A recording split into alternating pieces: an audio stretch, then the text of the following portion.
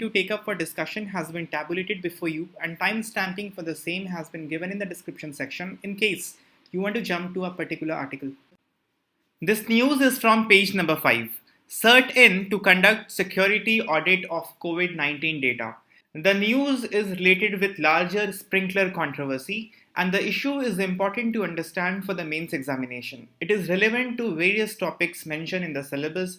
For instance, basics of cybersecurity mentioned under GS paper 3. In GS paper 2, there's a very important topic mentioned, important aspects of governance, transparency and accountability, and this issue will be a test for models, success and limitation of e-governance.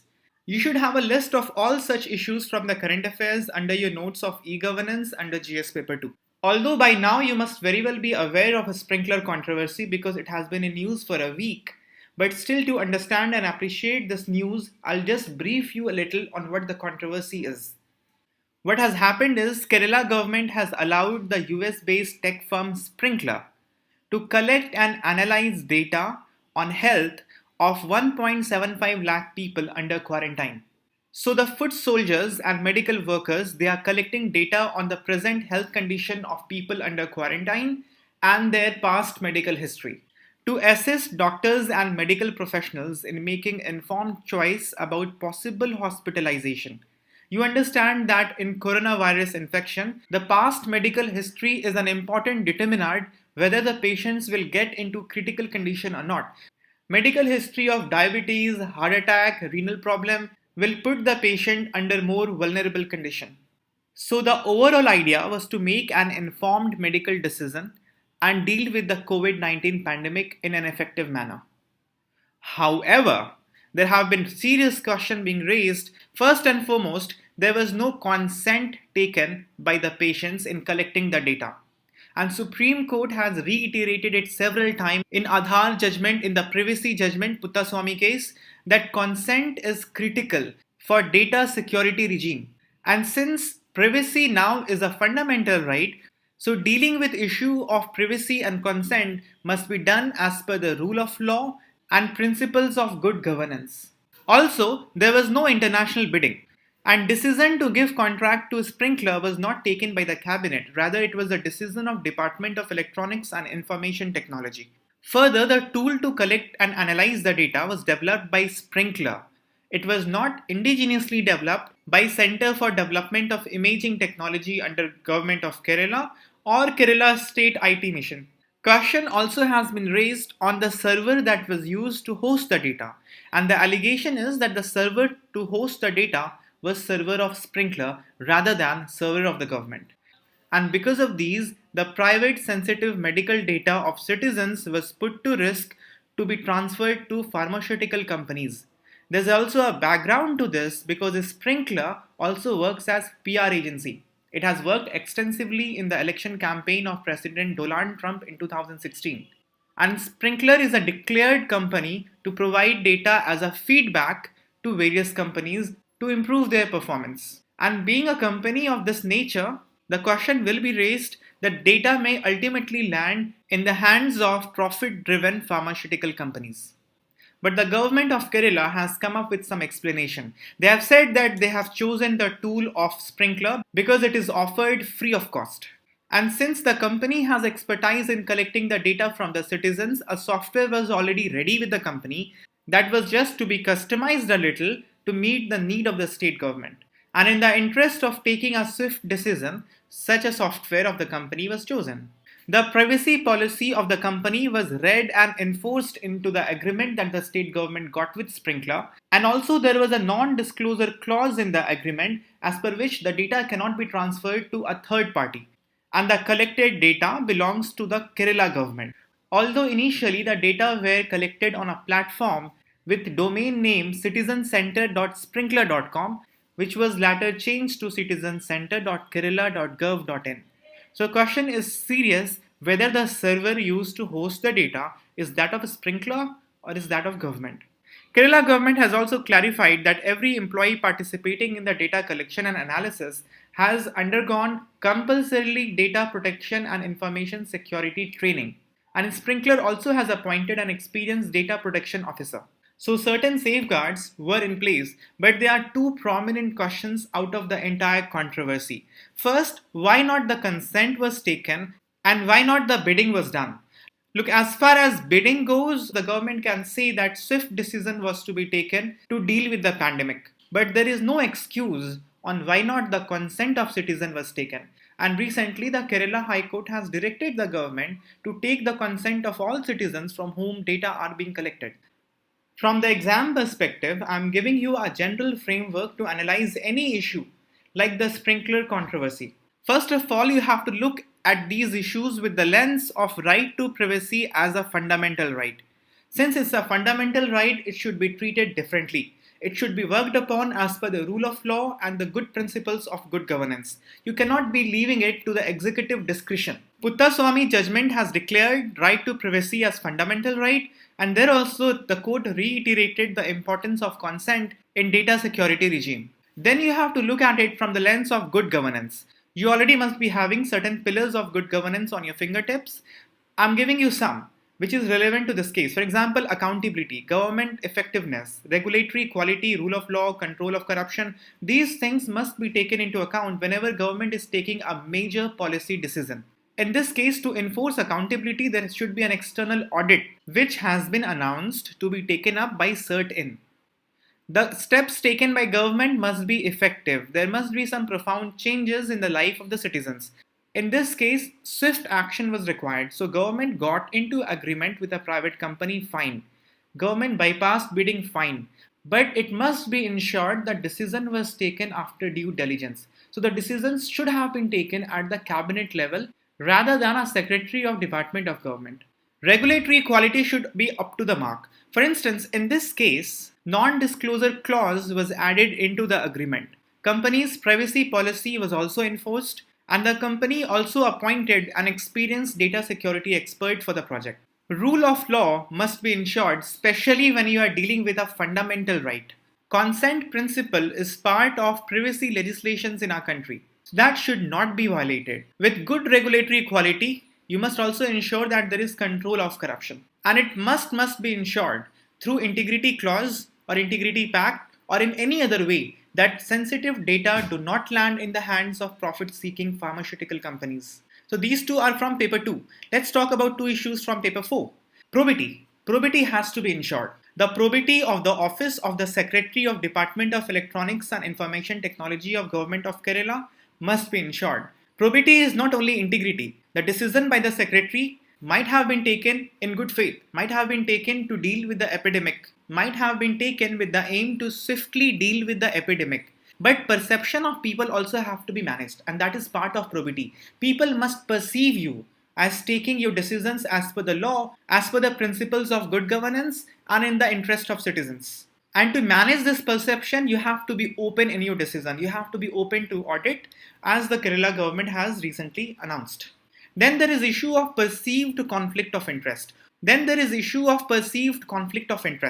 Although there has been no allegations of financial transaction between the company and the government, but still, the terms of agreement must be put transparently in the public domain, as has been done. An audit by credible agency must be done, as has been announced.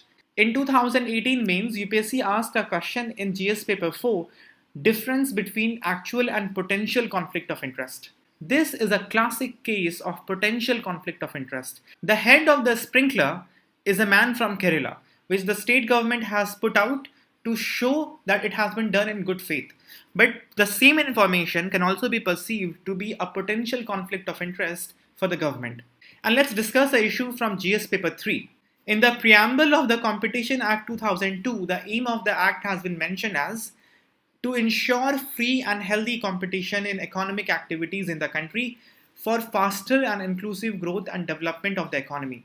That means competition is critical for inclusive growth and development of the economy. This point you can use anywhere, wherever bidding has been bypassed by the government. These are the broad dimensions that you have to think upon in analyzing an issue and writing an answer on issue like sprinkler controversy and other related issues.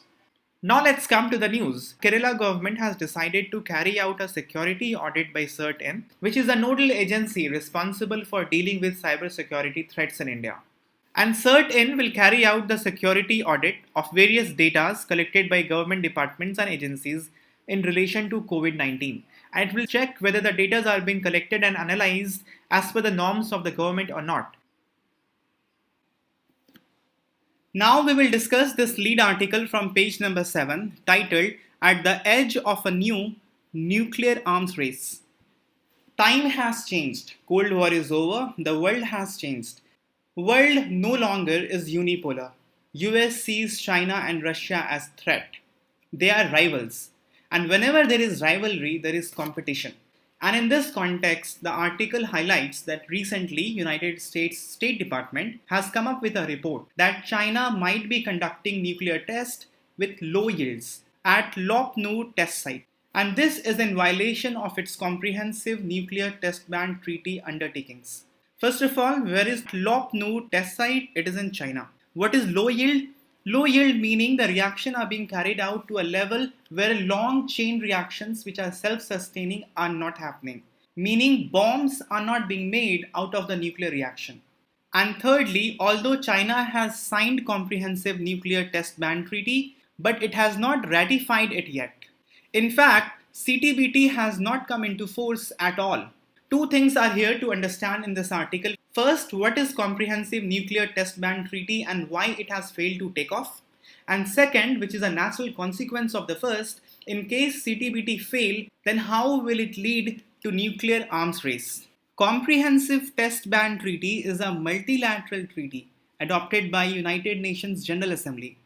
And the aim of that treaty is to prohibit all parties from carrying out any nuclear weapon test explosion or any other nuclear explosion. Meaning it is banning all kind of nuclear testing. But the phrase used in the agreement is very vague and we'll come to it in a short while. During the negotiation of the treaty, United States wanted a blanket ban on all kind of nuclear tests. But France and China were not ready for it, and according to them, they needed more time and more testing to validate new designs of the nuclear technology that they were developing. And according to them, US has done enough testing already and they must get more opportunity to do their own testings. And Comprehensive Test Ban Treaty did not imply an end to nuclear deterrence. So countries will still possess the nuclear power and the nuclear deterrence doctrine still will be there. And in order to have nuclear deterrence, development of technology is required, and for that purpose, testing is required. That was one issue that went on with negotiations. Secondly, India pulled out of the negotiation after the suggestion given by India to integrate CTBT in the disarmament framework. But the developed nations were not ready for disarmament, and disarmament framework was not taken together by CTBT. India, disappointed by this, pulled out of the treaty. Because all the nations were not coming on board, US came up with this ingenious idea of zero yield. Zero yield means there will be prohibition on supercritical hydronuclear tests. But subcritical hydronuclear tests will be allowed. Means testing those explosions that produce self-sustaining supercritical chain reaction, which may result in development of a bomb, although it may also be used for peaceful purposes, but supercritical hydronuclear tests were banned. So what was supposed to be a comprehensive nuclear test ban actually became a ban on supercritical hydronuclear tests. And further, to bring all the countries on board, arm twisting was done to developing countries, on India too. And in the treaty, there's a list of Annex 2 countries. And in that list, there are 44 countries who have been mentioned by name, including India. And a new clause was added that when these 44 countries will sign and ratify the treaty, only then the treaty will come into force. But out of these 44 countries, 8 have not done so. China, Egypt, Iran, Israel and US have signed but not ratified. And North Korea, India and Pakistan are the 3 who have not signed yet. And because of this, the treaty has not come into force. But if treaty has not come into force, why are we talking about it? We are talking about it because nevertheless, a CTBT organization has been established in Vienna. And CTBTO runs an elaborate verification system and also have many monitoring stations. So it's an important organization coming under this treaty that works to keep a check on nuclear tests. The author makes compelling argument that if CTBT fails, there is no way the world can stop itself from moving into an arms race. And the signs of nuclear arms race has already begun. The author points out that in the Nevada test site, which is in US, there have been seeing lots of activity happening. And perhaps since 1992, this site, which has been quiet, will be used for nuclear testing. The new Strategic Arms Reduction Treaty, which limits the US and the Russian nuclear arsenal, will expire in 2021. And US President Donald Trump has already indicated that he does not have any plan to extend it. On the promise of Intermediate Range Nuclear Forces Treaty. This treaty is between US and Russia, and this bans all nuclear and conventional ground-launched ballistic missile. Not sea-launched, water-launched, air-launched, it is only ground-launched ballistic missile and cruise missiles with range of 500 to 550 km. But US has shown its intention that it may not abide by the provision of the treaty. Russia recently became the first country to have hypersonic cruise missile system, which is Avangard. Avangard is the world's first hypersonic cruise missile system. US does not have hypersonic cruise missile system. Although China also has it, DF-17 missile of China is also hypersonic cruise missile, but the range and maneuvering of Avangard is unmatched. And both countries, Russia and China, are heavily investing in offensive cyber capability that may be targeting many nuclear facilities. Signs have started to emerge that there may start a nuclear arms race, and with the demise of ill-fated CTBT, it may just become inevitable. There are two news in today's newspaper on page number 3 and page number 5 related to plasma therapy. Plasma therapy is an important topic for the coming prelims and mains exam. We have done plasma therapy in detail in the DNS dated 19th April 2020. Make sure that you understand the concept, attempt questions on prelims in the previous DNS, and today also I'll add one question in the DNS quiz. Have a write-up on the topic in 250 words and prepare yourself for the mains exam as well, because there also it's going to be an important topic. There is an article in today's newspaper titled Immunocompromised. It just touches upon what a compromised immune system is. Immune system, because of COVID-19, is a very, very important topic for the coming prelims exam. Make sure you have a note separately on immune system of human body. Human immunity has already been discussed in the DNS multiple times. For instance, in the DNS dated 8th of April 2020, Webhub sir discussed the concept of cytokine response. In the DNS of 19th April, I discussed with you the concept of antibodies. In the DNS of 22nd April 2020, Nagendra sir discussed the concept of immunoglobulins. Don't forget to take the notes out of these PDF and make your own comprehensive notes on immune system. In the PDF of today, I have added notes on immune system made from NCERT. You can go through it and add to your personal notes of immune system. There are many information in various articles in today's newspaper that will be important for prelims exam. So let's see all of them together as prelims summary. It has been mentioned in the paper that exercise Pitch Black has been cancelled by Australia in wake of COVID-19.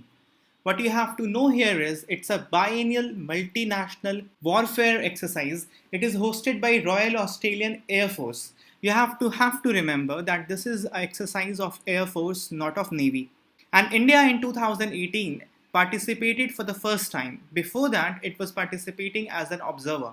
There are many participating nations. It began way back in 1990s, starting with Australia and Singapore, and slowly, more and more countries were added to it.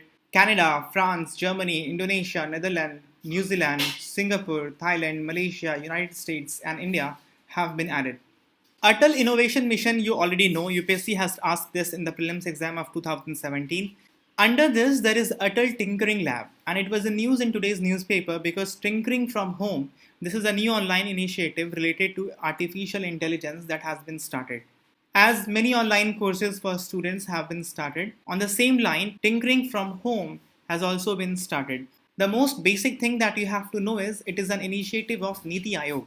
It has a dual purpose, A, to promote a culture of innovation, and B, to promote entrepreneurship through self-employment and talent utilization, SETU initiative, which was already in place. And because of Atal Innovation Mission and other initiatives taken by Government of India, India's ranking in Global Innovation Index have been improving consistently since last 5 years, and India has jumped 29 spots from 2014. Back then India's ranking was 81, then it went on to 57 in 2018, and in 2019 our ranking was 52.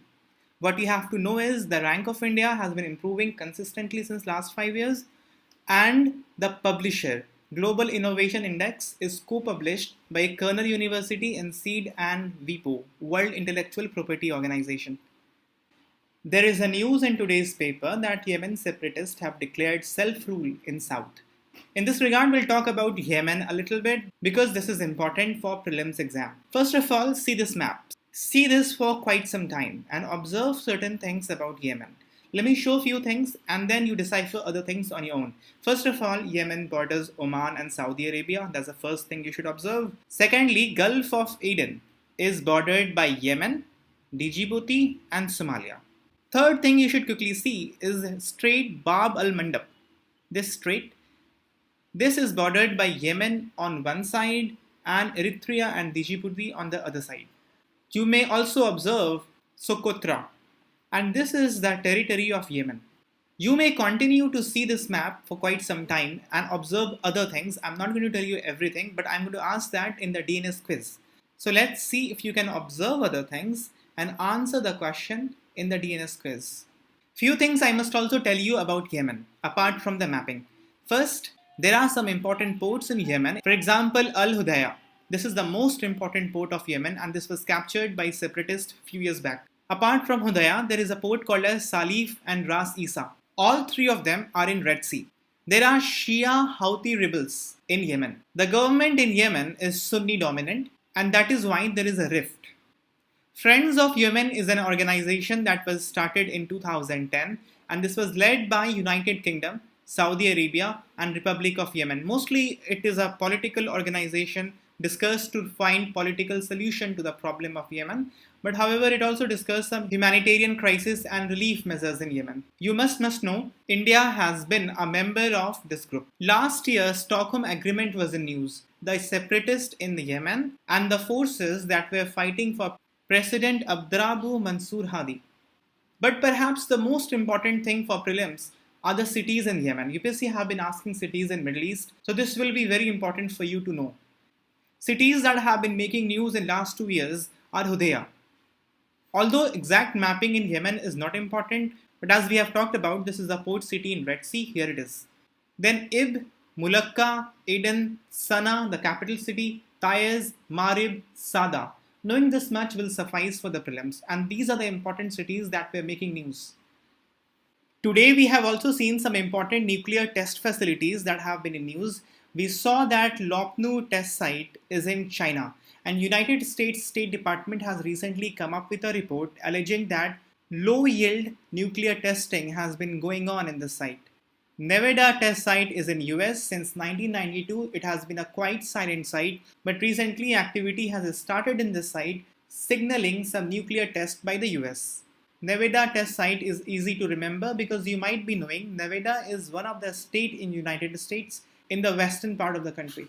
Natanz nuclear facility was in news last year. It is in Iran. Yongbyon Nuclear Scientific Research Center is North Korea's major nuclear facility and it has been alleged that first nuclear reactor of North Korea is being developed here. Now let us discuss question of the day. The answer to yesterday's question of the day is option A. Black holes are so massive that escape velocity of this region is equal or maybe even higher than the speed of the light. This is absolutely correct. That is why we cannot see black hole directly. Light does not come out of it. Light in the region are bent. And that bending actually helps us in identification of location of black hole. But the second statement is wrong. Gravitational waves can be easily detected as these are very strong in nature. If these could have been easily detected, it would not have taken so long to detect them. Now let's see question of the day for today. Consider the following pairs. Lopnu test site has been paired with North Korea. Natanz nuclear facility has been paired with Russia. Yongbyon nuclear facility has been paired with Japan. And Hodeidah has been paired with Yemen. You'll have to tell which of the above pairs have been correct.